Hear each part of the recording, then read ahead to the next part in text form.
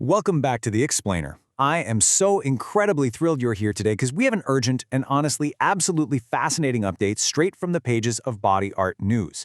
We're launching a full-scale investigation into the alarming intersection of social media trends and human biology. If you spent literally any time scrolling online recently, you've probably seen the massive explosion of DIY piercing videos. They look fun, they look spontaneous, but biologically, they are an absolute disaster waiting to happen. Today, we're going to use the exact data and clinical realities from our sources to break down exactly why these viral trends are failing spectacularly and what the actual science has to say about it all. So here is the docket for today's investigation. First up, TikTok's DIY piercing problem. Then, the physics of failure. Third, the microscopic reality. And finally, beating the algorithm with science. All right, I want to plunge you immediately into the chaos of the algorithm right now. We are seeing a massive wave of, quote, DIY conch stabs, eyelid piercings doomed to reject, and blown-out cartilage. Millions of views are being racked up in a matter of days on compilation videos of these exact things. What used to be a severe clinical complication has bizarrely been transformed into background entertainment for the internet. People are treating profound tissue damage as a casual spectacle, completely ignoring the absolute absurdity of these viral DIY trends.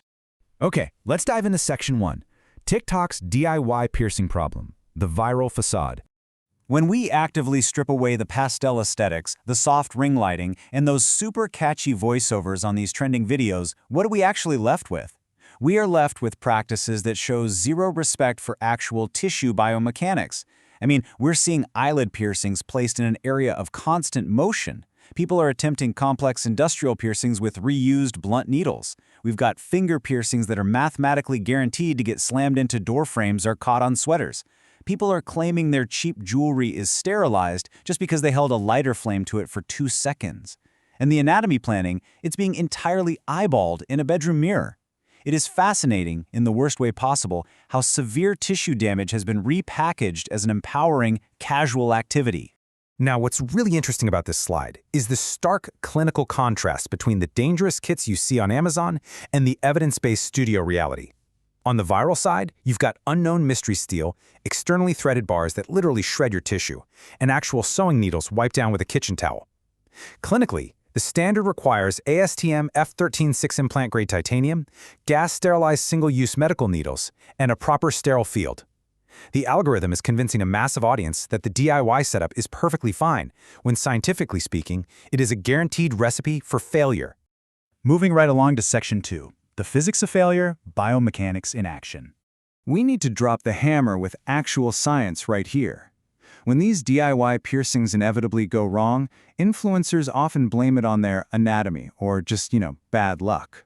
But an eyelid piercing failure isn't bad luck at all. It follows a grim, completely predictable arc: swelling, crusting, flat irritation, migration, and finally, total rejection.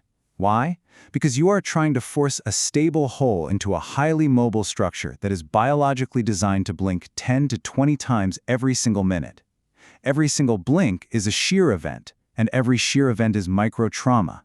You aren't cursed with bad healing, you're just ignoring mechanical reality. And the mechanics get even worse when we look at DIY industrial piercings. This brings us to an absolutely crucial definition: pressure necrosis.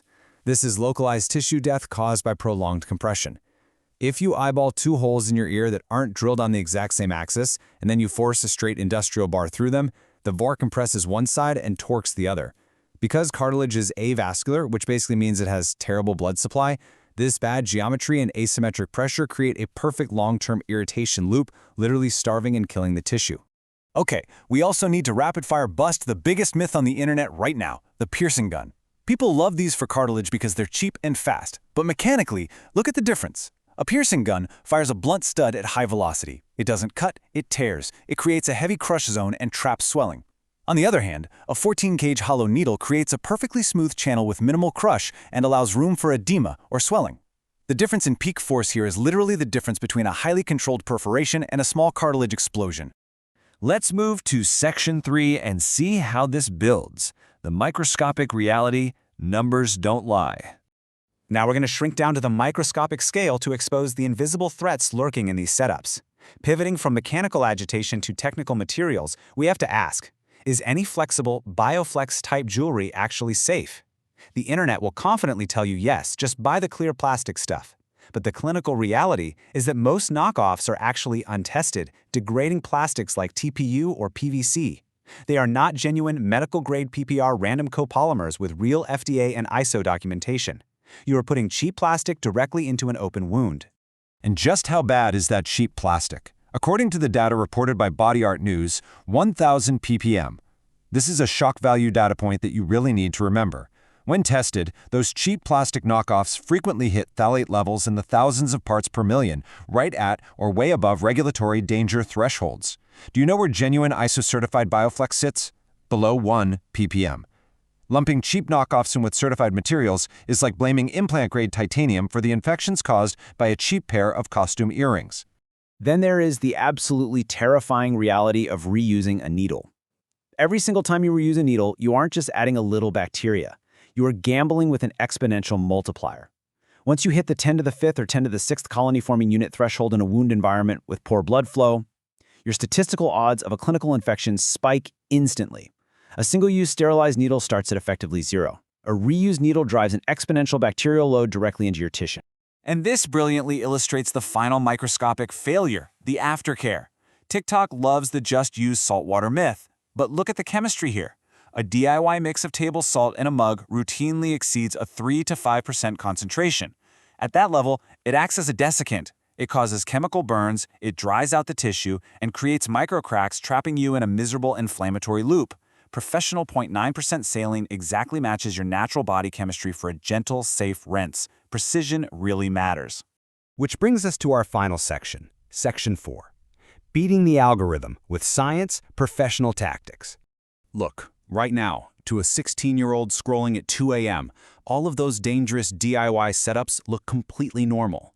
A vague, be safe message is going to lose to a confident, aesthetic video every single time. To fight back and actually win, professionals must convert bookings by being sharper, clearer, and more scientifically specific. Studios need to anchor their advice in numbers and physics, not ego. They need to detail material specs, explain angles and tissue loads, and highlight exactly why a mechanical failure will happen. If someone wants a dangerous finger piercing, don't just say no.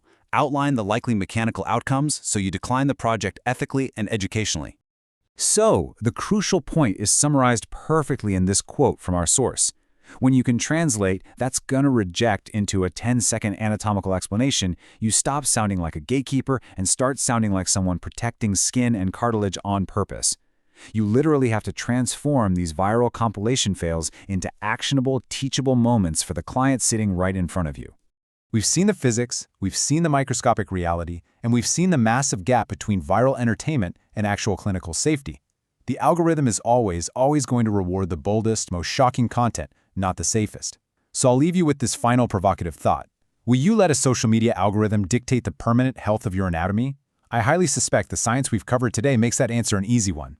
Thanks so much for joining me on this explainer. Keep learning, and I'll see you next time.